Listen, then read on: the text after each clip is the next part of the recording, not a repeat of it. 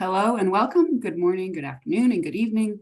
I'm very excited to welcome you to the second session in our Culture Change Roadmap webinar series. Today's session will focus on the impact of great managers on turnover.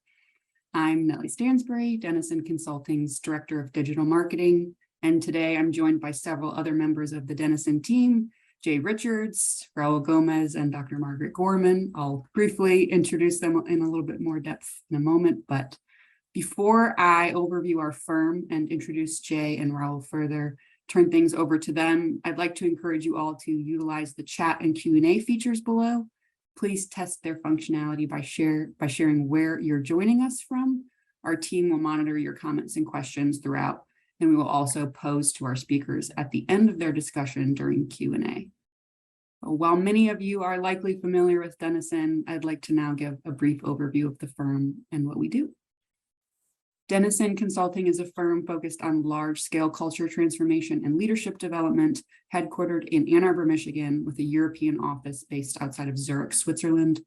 With over 20 years of experience and 10,000 clients to date, our global reach has allowed us to do work in over 50 countries and to develop world-class research and diagnostics. I'd like to now introduce today's speakers. First, we have Jay Richards. Jay is one of the members of the founding team at Dennison. Since 1998, he has worked with hundreds of organizations in many different sectors with clients from around the globe. Today, Jay works as a senior consultant using his experience to guide organizations through the action planning process after conducting the Dennison Organizational Culture Survey and our other surveys. We are also joined by Raul Gomez. Since 2001, Raul has helped organizations large and small with their leadership development and now has a stronger focus on organizational culture as leadership and culture go hand in hand. As a culture and leadership advisor at Dennison, Raul partners with organizations and leaders that recognize the need to lead their culture to achieve greater results. I'd like to now turn things over to Raul to get things started and remind everyone to submit questions and comments throughout the session. Yeah, thank you very much, Nellie. Appreciate it. And thank you to everybody that is joining us here. I'm in San Diego, California, born and raised. My colleague, Jay Richards, is out of our headquarters in Ann Arbor. So again, welcome and thank you for the opportunity to share our information out. For today's agenda, we're going to be looking at the impact managers have on organizational culture, the impact organizational culture has on turnover, the key traits of great managers, and what can you do to develop those managers? So again, hopefully this is something that's going to be very helpful to you in your culture shift or your culture transformation, depending on where you're at in the organization, or if you're one of our consulting partners. So the question is, so why do we even care at this point, right? Why are we sharing this out? So at Dennison, in our 20 plus years of existence, we've collected lots of data, lots of experiences, lots of case studies from the clients that we've worked with. And so it doesn't do us any good to keep us within keep this information within our organization. We need to share it out because we have a strong belief that it's going to help people in the long term of what they have going on in regards to organizational culture. One of the things that right now is a hot topic is, you've heard it all before, you've heard of the Great Resignation, right? And so organizations are keen to focus on, how do we stop the bleeding is what we hear from organizations that reach out to us. The employee experience, right? People want to know how do we make that better for people? And so, who has a direct impact or direct influence on that? It's going to be the managers. And so how can we help them to be better leaders as they're, whether they like it or not, have an impact on culture. And so we want to make that as positive and as principled as possible.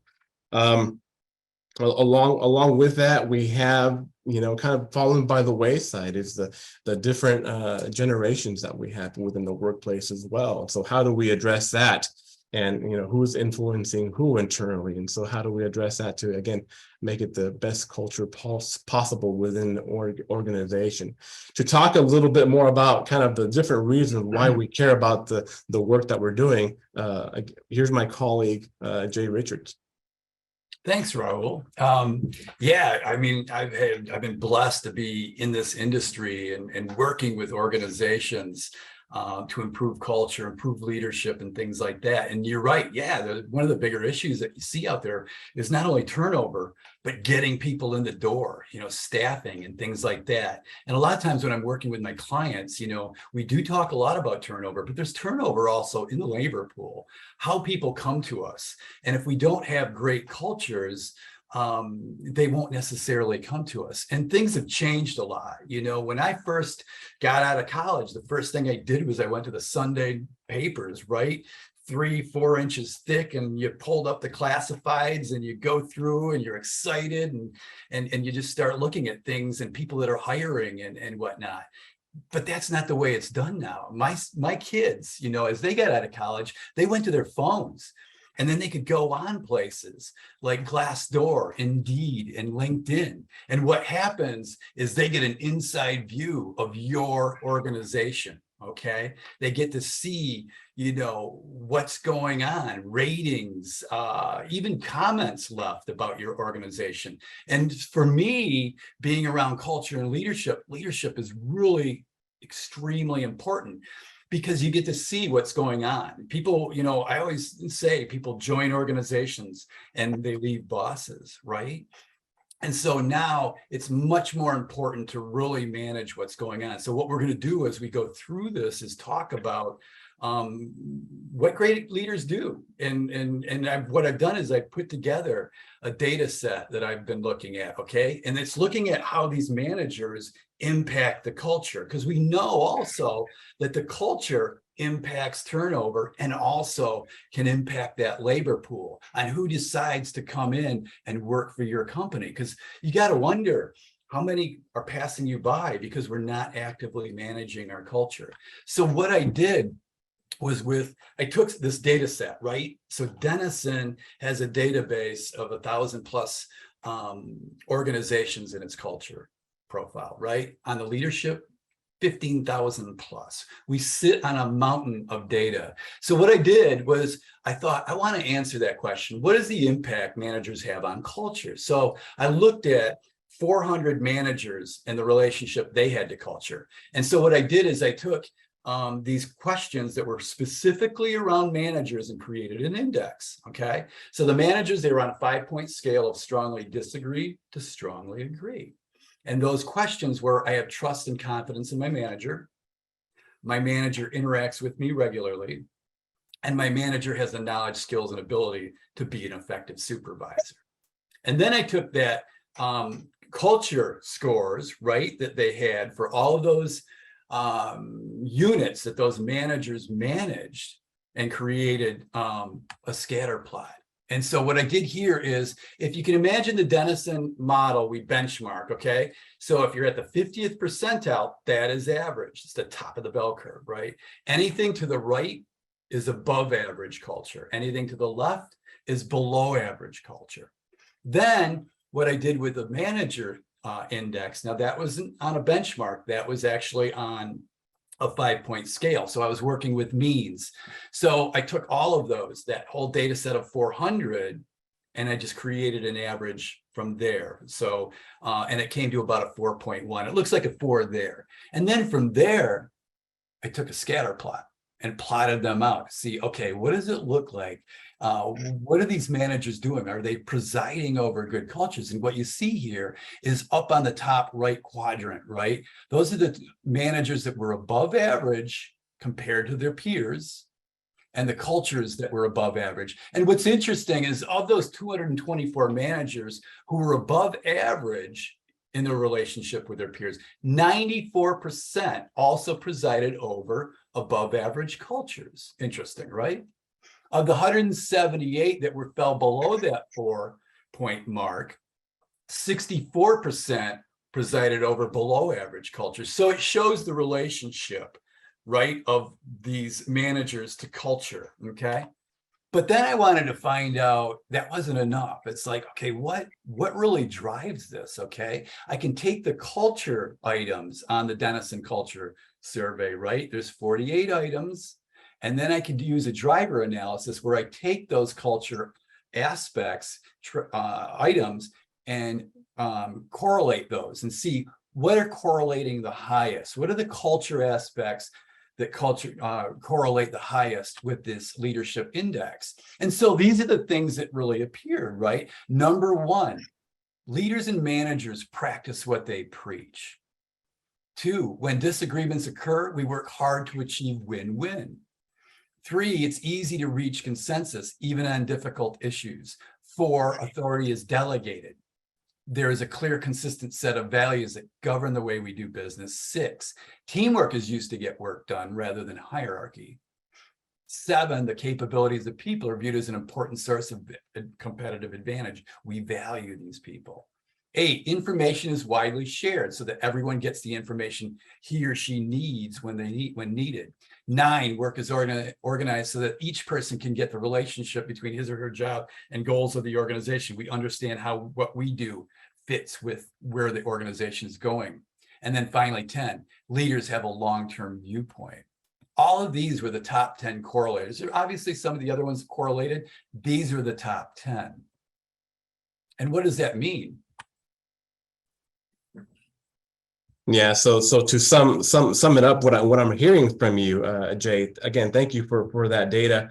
You know, Yeah. all the inquiries that we get from organizations are always want the data, right? And so, like you mentioned early on, we have lots of it, and so we're happy to share this out. But thank you for sharing that example. But to kind of just summarize what you were talking about here, kind of those top 10 qualities from managers that are needed to be as effective as possible. And especially now, I'm not sure if our audience is familiar, but you know, the term quiet quitting seems to be trending, right? And I think the actual what is actually happening is not something new, but the term quiet quitting is where, you know, you just don't see the discretionary effort that is so desired in people, where they're just kind of clocking in and clocking out and they're done, right? So to help with that, you know, leaders have to have some of these qualities, and leading by example, it tends to be number one.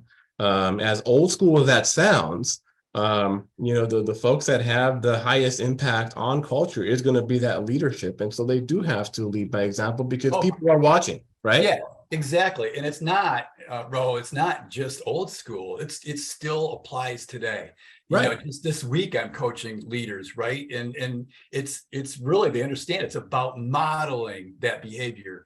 You know, practice what you preach, and leading by example. It's if someone's saying one thing and does the other, right there, that there's a total breakdown at that point. So yeah, old school, no, it completely still applies today. Right, absolutely, and they listen. They're active listeners, right? They're paying attention to what's going on, and they're trying to build that trust as much as possible while listening. You bet. And tell you what, on our 360 survey, right? I've been doing this for 20 years, and on the 360 survey, we've got the 96 questions that go along with that. Okay. So people rate on that. And then at the very end, we asked the peers, direct reports, bosses, what makes this person effective?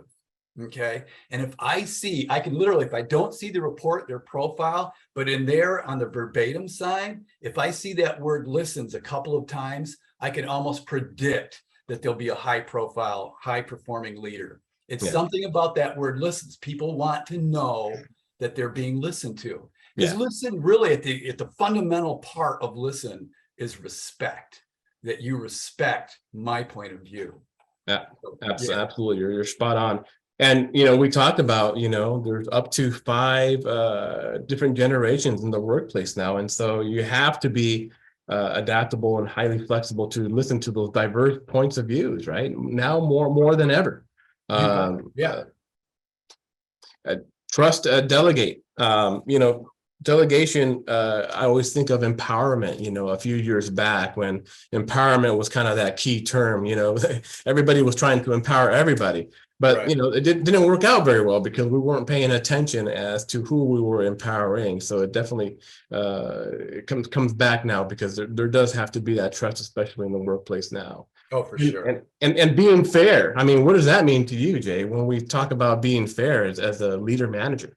Oh, gosh. I mean, that's one of the things that you always see. There's a question on the survey that talks about ethical code, right? And I always tell leaders, I'm like, that's not like a Sarbanes-Oxley type of thing, right? That's not what their world is.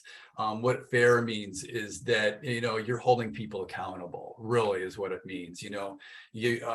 I get dinged for one thing, but yet this person's, gets away with something like that. They want fairness. People want to know it's an even playing field. Okay, so that fair, I mean, I see a lot of that, and those leaders, the great ones, really understand that, you keep that at an even keel. So yeah.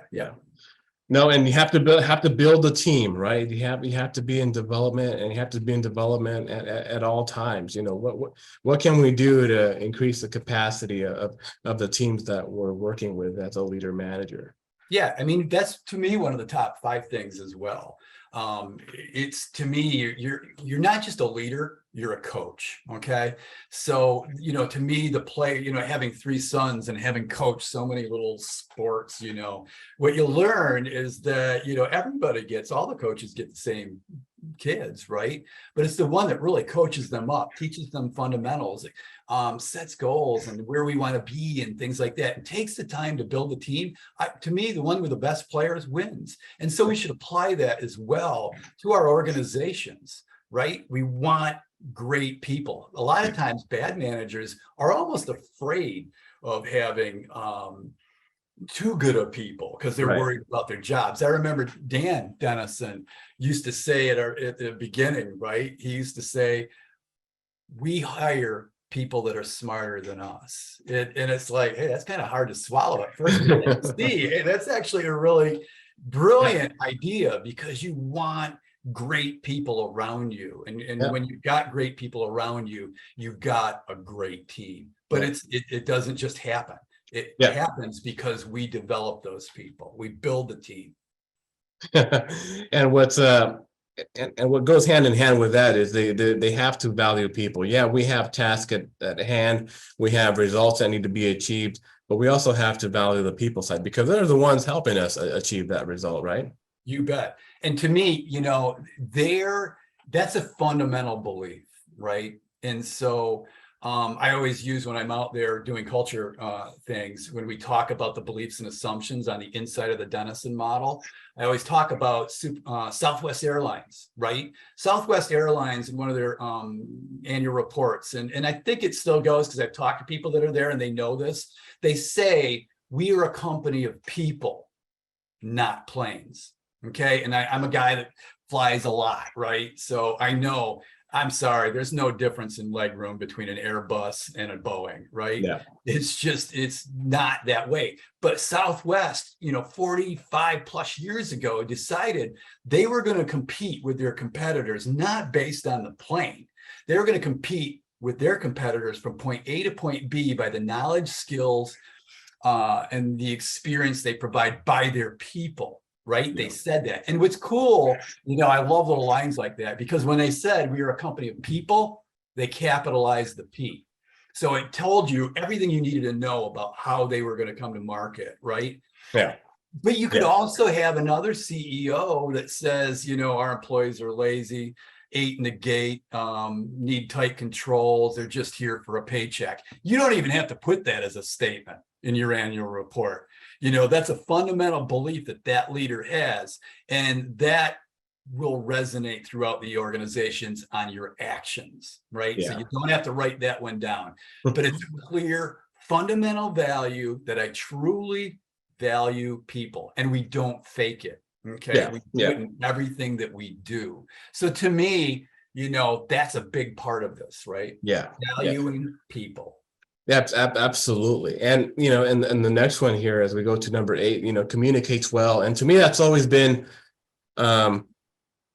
more of a communication style, and more importantly, meeting people where they're at, right? We're all in different phases depending on what we're trying to achieve. And so an effective manager, an effective leader will really do their best to adapt and meet you where you're at. Yeah, exactly. And when you have organizations, it's funny, sometimes that communication pops up a lot, right? And so you'll hear people, oh, we lack communication, or we don't communicate well, and things like that.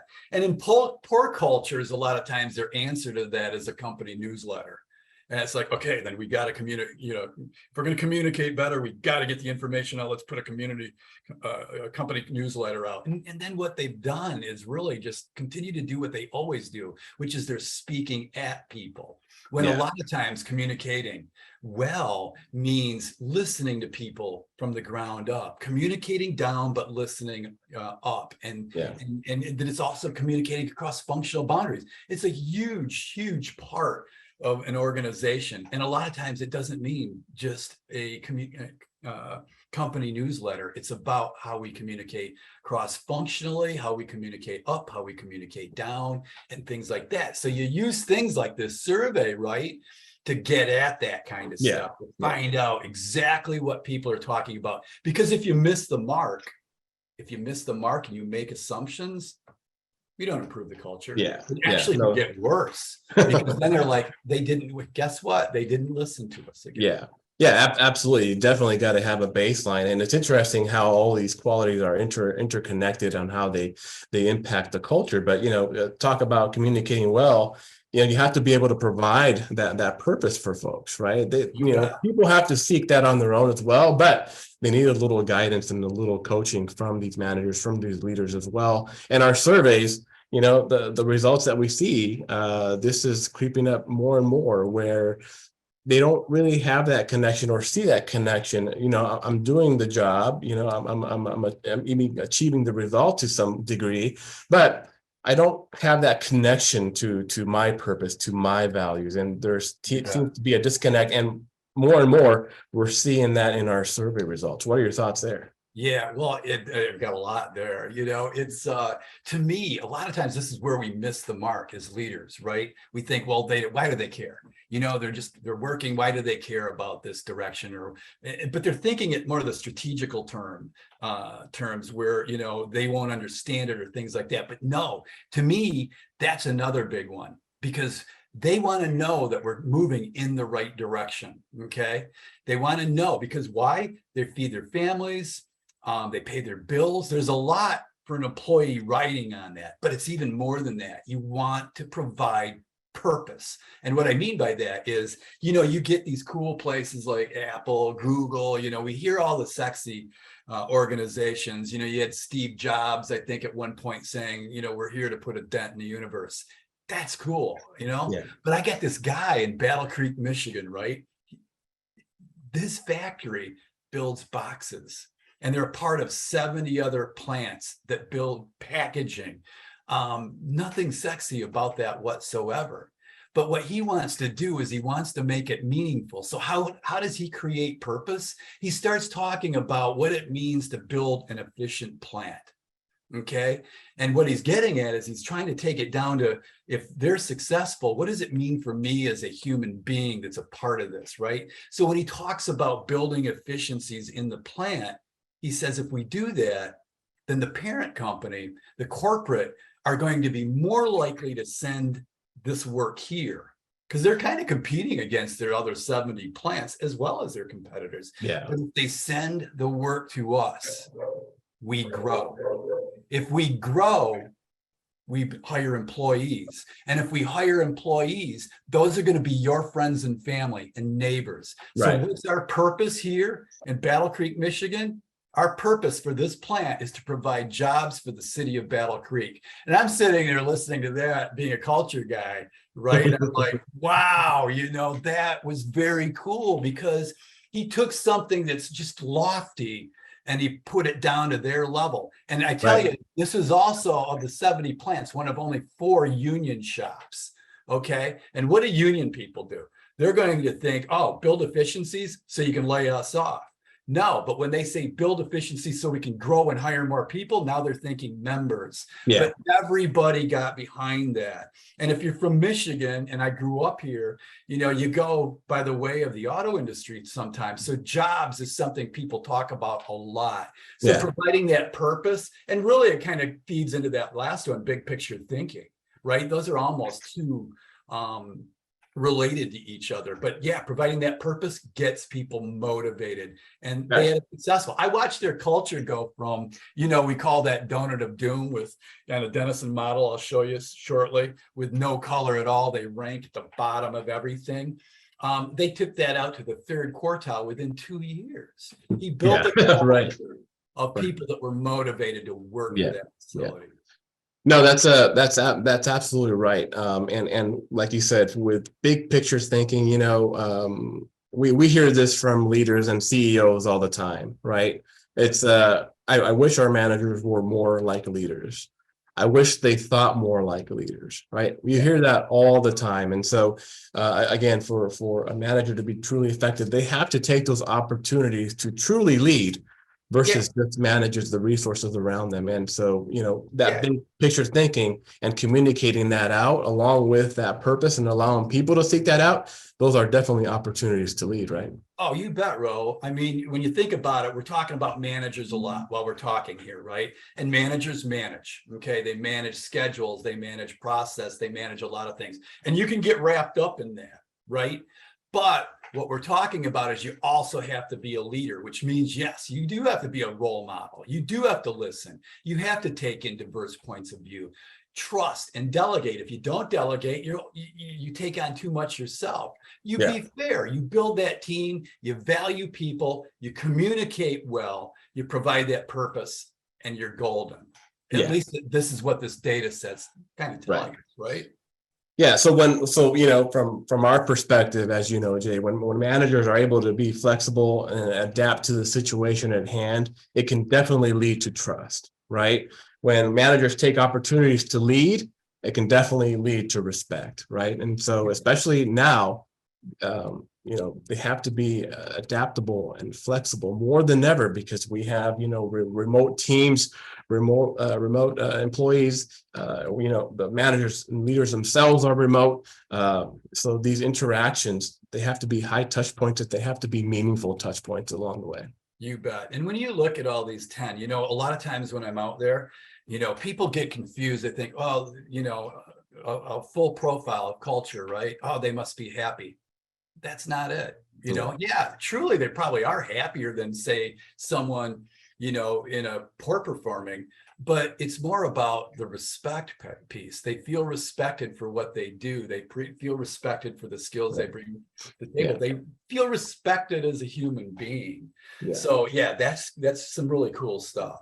I was really tickled about this, how this all played out when I put it together. And I know everybody at Denison knows because they shot it out to everybody. Yeah. And, and the priorities and how they prioritize, which areas here they're going to tackle, or which ones are going to be the easiest wins, are going to be different for every organization, right? They're not all the same, although they're all interconnected, and there'll be similarities for sure. They're not all the same in regards to what the priorities are going to be, because some organizations, some leaders are going to excel, managers are going to excel in particular areas, and others not so much. But we'd love to hear from the audience, and I believe, Nellie, do we have a poll set up for this, correct?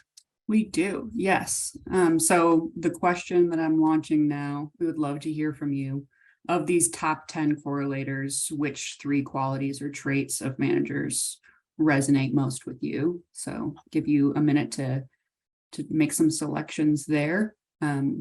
We also had a question in the chat for Jay and Raul while we give folks a minute or so to answer, if that works.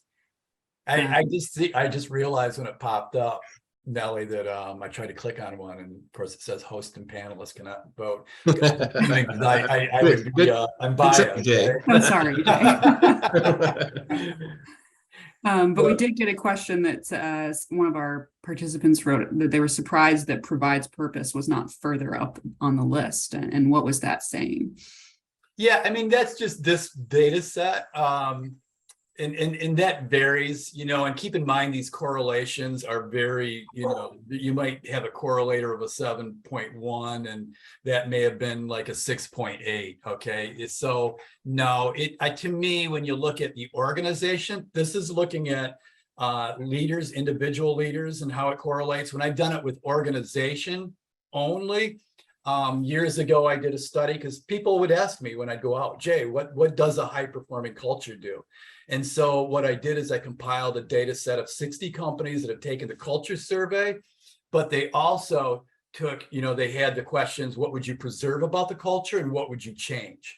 Okay, I didn't want to focus on change. I didn't want to focus on the negative part. I wanted to look at only those that were high performing, fourth quartile, okay, which means they were in the 75th percentile or above. And then I wanted to look at how people responded to the question, what would you preserve? Because to me, that was a strength. And the number one thing was team orientation, which was not just team, but people describe it as family. Number two was that they truly valued people. Number three was effective communication, but number four was providing purpose. Yeah. And that even surprised me at that time. That was a long time ago. But now, I see it over and over again. You need to provide that purpose, that line of sight. When I get up in the morning, am I excited about what I'm doing? Right. And when you provide that as well, people don't realize that also does a lot of things for the organization. It not only increases morale, not only increases trust, but breaks down silos. Yeah. Right. When we're all sitting there competing with each other, it's usually the result of not having a strong purpose.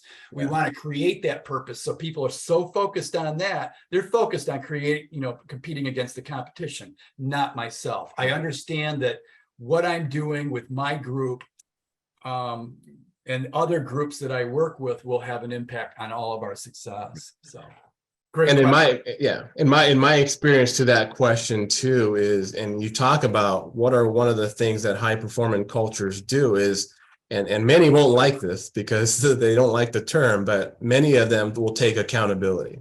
Mm-hmm. Right. And people don't like the term accountability, but that's only because it typically comes into play when things have gone wrong. Right. If we would take a more proactive and principled approach to accountability, it's really not that bad and can actually be a great thing. But providing purpose is a highly individual thing as well. Individuals have to take ownership of that. So as much as I can communicate that out to you, you still have to take that accountability for it to seek it out. So for sure. That's why maybe it is lower than people would think. But anyway. Yeah, and this could be also, keep in mind, this data set was with managers. So I would say that maybe if we're looking at leaders higher up in the organization, that might actually go up as well. Yeah. And Nellie, do you have another question? I have one here too that came in. No, I think, well, we have lots of questions in the chat that I'll reserve for the Q&A. Well, I got one here. Yeah, I got one here directly, Jay, that it's a perfect segue into what we're going into next year, this next part. But the question is, how do organizations get the data that we just presented? How do they go about doing that? So basically, everything that I'm doing here is based on the Denison Culture Survey. I mean, I'm with Denison, right?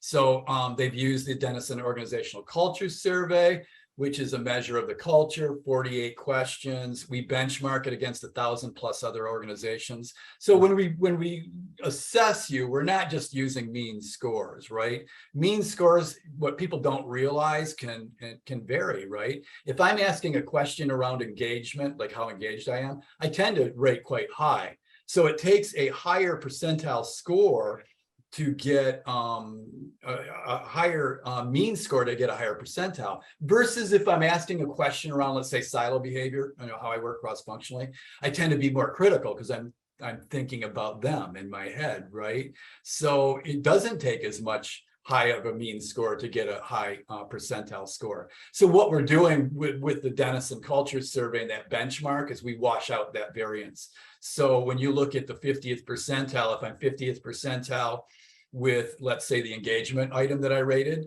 and the silo question that I rated, that's equal, that's average. It's right at average. Versus if I had, let's say, a 3.8 on the engagement score and I had a 3.2 on the turnover, or the silo score, I might just automatically think I'm doing okay because this score is higher, this mean score is higher on engagement. What would you actually find is that if you applied that 3.2, that would put you in about the 60th percentile for the silo, whereas that 3.8 might put you in the 25th to 30th percentile, which means that's actually my issue, which means I could actually be fixing something that's not broke, right? So that's why we do the benchmark. Plus, it gives you kind of a relative idea of where you stack up, your culture stacks up to other organizations. And then, of course, we do the same thing with the leadership. You know, we benchmark people against 15,000 other leaders, as opposed to how many, 300,000 plus raters that have rated them and stuff. So that's kind of the methodology we use, and that'll, give you an idea of what you're looking at now. Now, this is a different study that I looked at, just looking at employee turnover, okay? It's intended turnover. And if you look at this model, right here, that's the Dennison model with the 4 traits: mission, consistency, involvement, and adaptability. And each one's broken down by 3 indices. So mission, we're looking at vision, strategic direction, intent, and goals and objectives. Okay. Now, what you want to think here is you're looking at this. So goals and objectives under mission is at the 95th percentile. That means they scored higher than 94% of the organizations in our database. So what you're seeing here, that top quartile, those are the best of the best. Those are the high performers, versus the one on the right, that bottom quartile. Those are the ones where you're seeing, 11 percentile. They only scored higher than 10% of the people in our organizations in our database. That's not good. Okay, so more color is better. So what we did here is I looked at the relationship of culture to whether people were thinking about leaving or not. Okay, and so what we find here in the top quartile organization, only 15% of the people were actually actively looking for another job, okay? Which at the time of this is probably a few years ago, this is pre-COVID. This would have been probably about average at the time. And then as you go down, the third quartile. So now I took the group of organizations that were all roughly in the third quartile, okay? There, it ekes up to about 20%. Then the second quartile, now they're falling slightly below average. Now we got 22%. But you get to that bottom quartile, and I tell you, I've walked in and out of a lot of organizations. And when you're walking into a bottom versus a top, it's a completely different mood. You can feel what it's like. Here on top quartile, when you walk into them, it's more of what I always call a CI mentality, continuous improvement, right? They're always looking how we get better. Bottom quartile, you're hearing things around toxic behavior. Toxic is really the only way to describe it, right? And that's at 32%. So it's actually double. The turnover rate would be double the top quartile organizations. But what's even more interesting is when you take this down to, as I mentioned earlier, I think I said it's an internal Dennison term, donut of doom, where you actually drop into single digit percentiles. So it'd be maybe something like 1, 1, 1, 2, 1, 2, 2, 3, 1, all the way around. It actually increases up to 43% turnover, almost half, which means organizations like that actually turn around half their people in any given year. Okay. So we've seen how good supervisors and managers impact culture. And now we're looking at how culture impacts turnover. Okay. Well, so that's that profile. no, thank you for sharing that out. And Nellie, I believe we have the poll results. Is that correct? Yes. Oh, we do. All right. This will be interesting, actually. Leading by example, listening, having diverse points of view. Yep. Trust. Valuing people. Very good. Yeah, very yeah, it's just fascinating. I don't know if leading by example because it was at the top of the list or listening, but yeah, to me, when I'm out there, and remember, we're talking managers, right? So we're not really talking executives. We're talking people that are actually influencing people, right? Because when you're in a corporate office, and you're a C-suite team, you're not really that close to the action.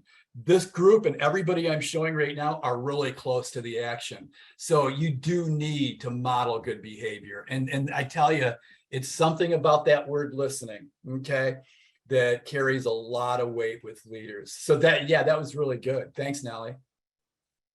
Yeah, thank you for that. So we have, obviously, we listed out those qualities, and the group has, voted on those qualities of effective managers. So the question is, okay, so what do? We have this data, we have this information. What can we do to help these folks out? Yeah, And so exactly. yeah, what we're going to talk about here with Jay is, the great companies don't leave this leadership to chance. They have to take it down to the floor. They have to create some kind of awareness, and it involves coaching a lot of times, because it goes hand in hand with the culture. We've said it throughout this webinar that culture and leadership go hand in hand. Who has the greatest impact on leadership on culture on a daily basis? It's going to be leadership. So Jay, one example, what would you do with these managers, leaders, to kind of help develop some of these qualities that organizations are not only looking for, but need to have? Yeah, I mean, obviously you have to assess, when we talk about the leadership 360, you have to get a starting point, or you have to take the temperature. When I'm coaching, a lot of times I'll talk about, when people, whether it's culture results or leadership results, you do have to take the temperature. And what that does is it kind of gives us a, are we healthy or not? And if not, then it's really the coaching really that helps create the plan toward health, right? It's just like a doctor. You take the temperature, where are we at? And then we just start diagnosing, right? Okay, what's our lifestyle like? How are we, what are we eating? Do we exercise? Do we do this? Do we do that? And from that, then once we get that knowledge, then we can actually start creating that plan. But a lot of times what I find is that, if you just drop a leadership 360 on someone, you can go online, take those things. You can, some organizations that just, okay, we're required, go in and take that. And then you kind of leave them off to kind of do it themselves, or go online and figure out ways to do it and stuff like that. But a lot of times when you get a leadership 360, man, it's not like the culture results where I can absorb something of my organization, because there's a lot of people out there that get to share that misery or that joy, right? But when you're talking about an individual, when it's just me and I get that back, that can be overwhelming, especially if I'm not scoring well, or if I just don't know what to do. So with us, like I said, when great companies, they don't leave this to chance. I'm working with a lot of great organizations that are out there.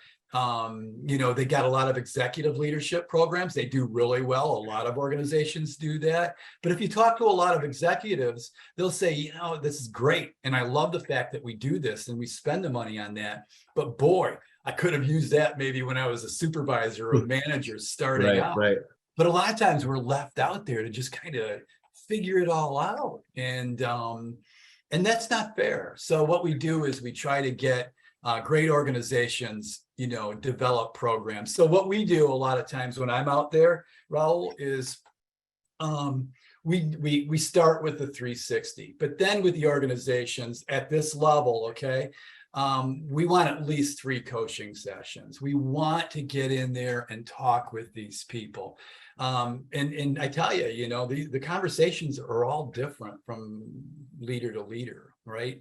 When they get those results. So that first session is more of an analysis. So they're given the report, and then they're scheduled a chance to meet with a coach. And that first session is one, we do a lot of job shadowing as well. So I might go around and walk the floor or with these managers just to see what their life's like. What are they up against? I'll attend meetings, do whatever that they do and stuff. And then we start with the coaching session. I always try to get them to understand that, hey, this is a picture of you at a certain point in time. Okay, you can change this. We might talk about all these different KPIs and the goals that the organization want to accomplish. We talk about those things on a day-to-day basis. But what we're doing here is we're taking leadership and culture, and we're taking it off the back burner and moving it to the front. And we're going to start talking about that. So I'll take them through the report, tell them what I see, explain the methodology behind it, and kind of gauge where they're at. Because depending on how the results turn out, they can either be, wow, they're really energized. Maybe sometimes I didn't know I looked that good. But other times they're stunned and they're like, I didn't realize people felt that way about me. And the cool thing about the 360 is what I'll hear over and over again from people that have gone through it are like, it's created awareness. They'll use the term awareness. and they don't, and it's unfortunate that they don't always know how what they do in their leadership style, how it impacts others, and how it impacts others impacts the culture, which impacts the organization, right? So that first coaching session is all about that. Then they've got homework, okay? Because I want them to confirm this, what they're seeing and stuff. So I'll always have them, they need to talk to their boss. So before I come back in a month, you're going to have a conversation with your boss, and you're going to go over those results. You don't have to share it with them unless you want to, but I do want you to have a leadership talk with your boss. And then I'll also mention, if there's things that you feel are surprising, then reach out to people in the organization you can confide in that can probably give you an outside view. So I want them to see what their 360 looks like, but I also want them to confirm it and talk with people. And then from there, they're to go through the report in greater detail and come up with some actions. So we're going to, by coaching session 2, Raul, we actually then get to the actions. And so keep in mind when you're there as a coach, it's like a lot of times people, when they get done with it, they'll look around and they'll say, geez, Jay, it feels like you should have had a couch in here, you know, I feel like psychoanalyze. But we get into a lot of deep things. And with poor leaders, when you got someone that's really toxic, what a lot of times I'll ask them, I won't ask them, how do you feel when you're at work? Because then they're guarded and they've got this tough exterior. What I'll ask them is, how do you feel when you go home? And that gives a much more emotional response, because then they think about the crap that they carried home with them, and you know how that may have gone outside of work and what they carried. And then what you do is you talk about, it doesn't have to be that way, right? You know, it doesn't have to be that way. You just need to learn new ways of doing things. So in the second coaching session, we're talking about different things like you had mentioned about accountability. You bet, man. It's not just a matter of holding people accountable. It's how you hold them accountable, and the talk and the conversations that you have around that. We talk about communication and the importance of effectively communicating. We talk about delegation. We talk about a lot of things. And then we give them tools on how to create that plan. And then from there, what I'm asking them is, boy, when we get to that third session, this is what I expect out of you. I expect you to have shown me examples of how you did that. And tell me about how you felt about it. And then sometimes, a lot of times there's, you know, things where, wow, I tried this and it didn't work. And that's fine. We can course correct. Right. You know, but the key is to get them to try it. And then from there, we write a plan, how we're going to move forward. What kind of things can you commit to?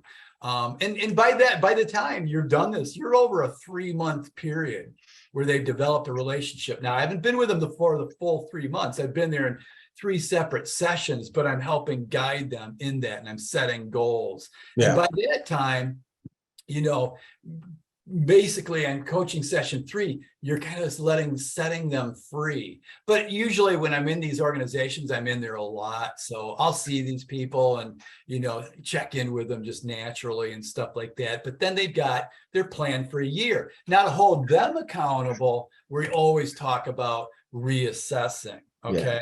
That kind of puts their feet to the fire, because if you do nothing, then don't expect anything to change. Matter of fact, for your results, it could actually get worse, because they knew you were a part of that program.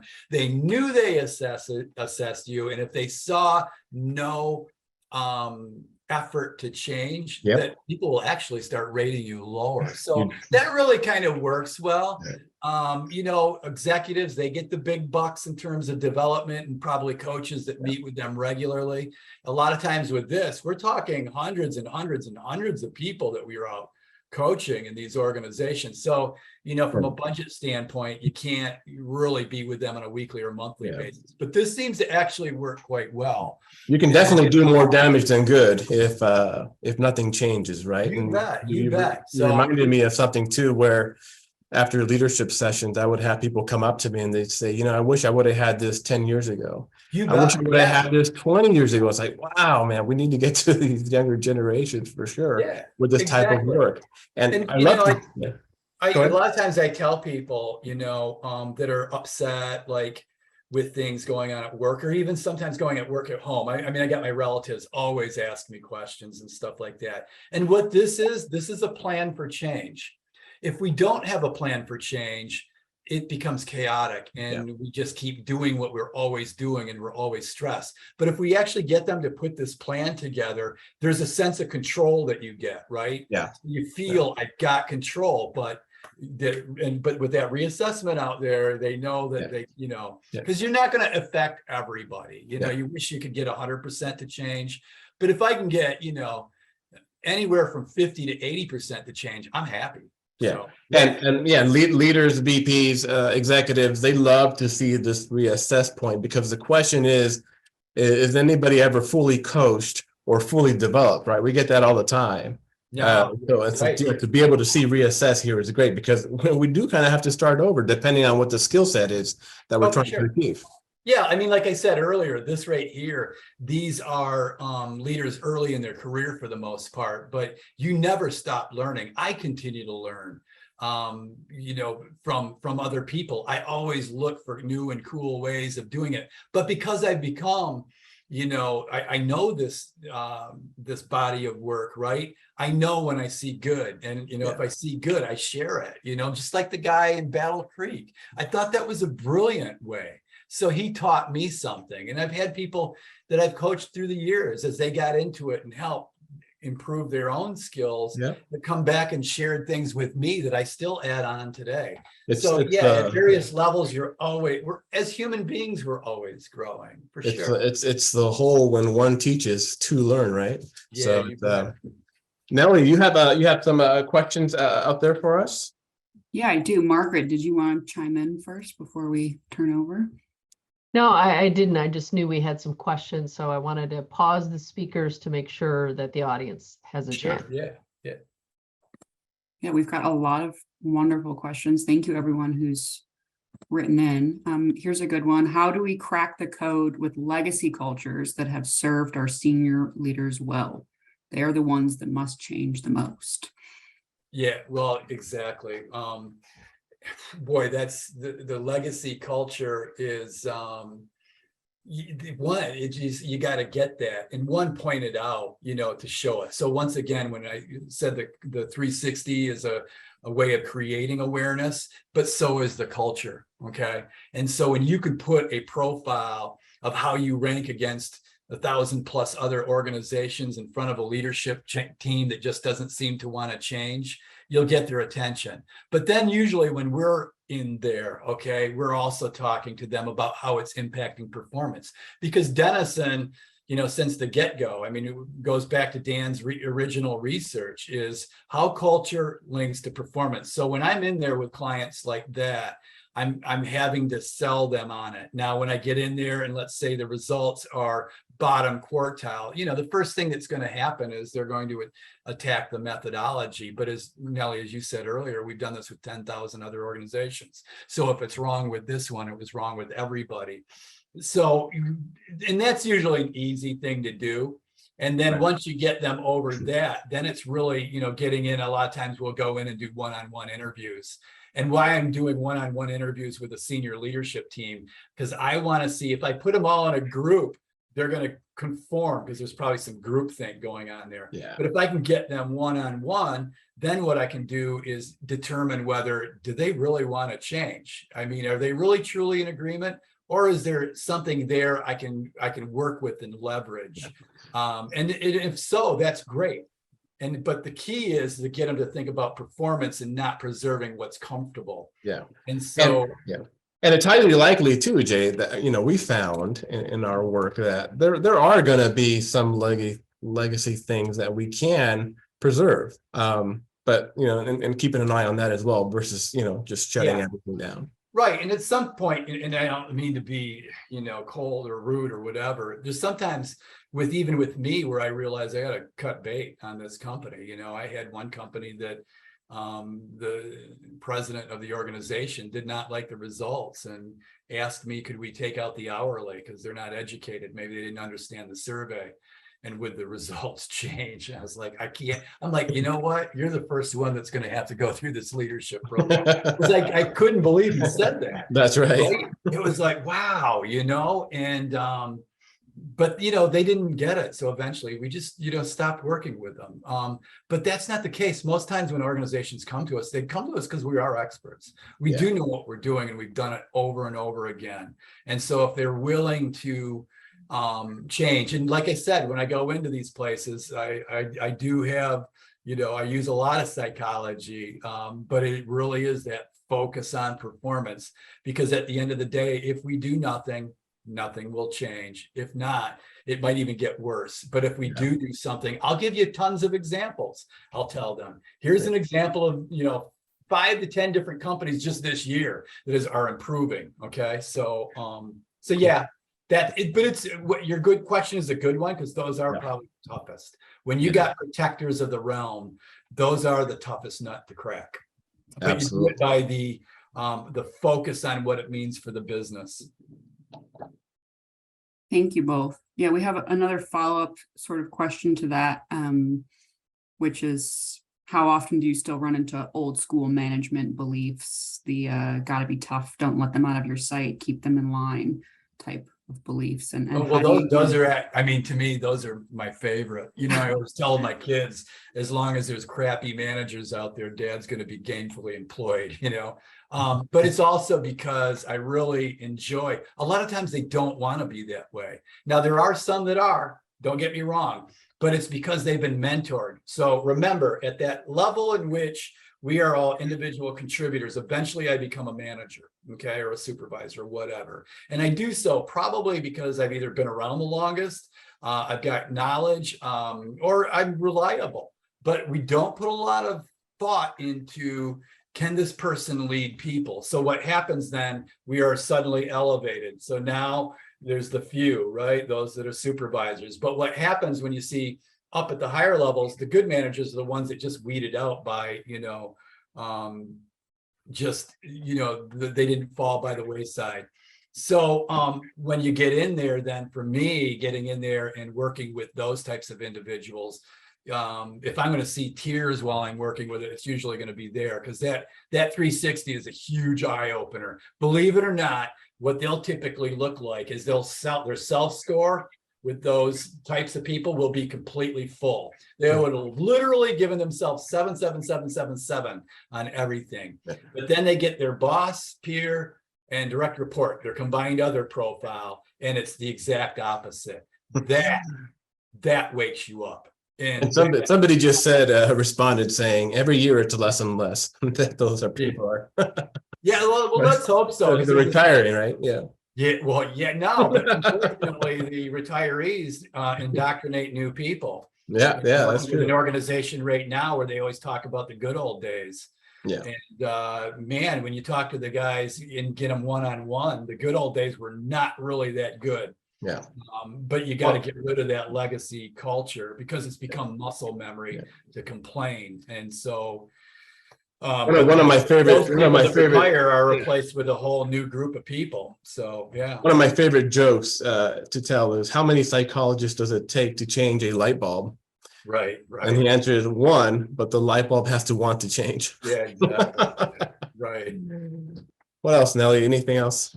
Well, we've only got 2 minutes left. We do have some good questions, so our team will reach out and try and answer those for you. But I think maybe we can cover some of our upcoming events, Jay, Awesome. in advance too, and thank everyone for joining. I just wanted to highlight those are Jay and Raul's contact information. I think Margaret just popped that in the chat for everyone. Perfect. But I do want to share our next webinar in this series is on September 29th. We'll send out a registration and some information on that as follow-up to everyone who's joined us.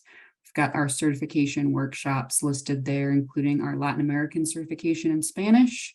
And then we have a new offer, which Raul, feel free to chime in. For those who are new to Denison, we're offering a complimentary signed copy of Dr. Dan Denison's book for the first 5 attendees that sign up for a demo with our team. So again, Raul's contact information is in the chat, and it will be on this deck as well. But just wanted to thank Raul, Jay, Margaret, everyone who joined us, thank you so much for the time. It was a wonderful session and look forward to chatting with you soon. Thank you, everybody. Thank you, everybody involved. Thank you. And everybody, if you do have additional questions, reach out to Raul or myself. Connect with me on LinkedIn. That'd be great as well. Thank you. Thank you for giving us the time to do this, Nellie. Thank you all. Talk to you soon. All right. All right. Cheers.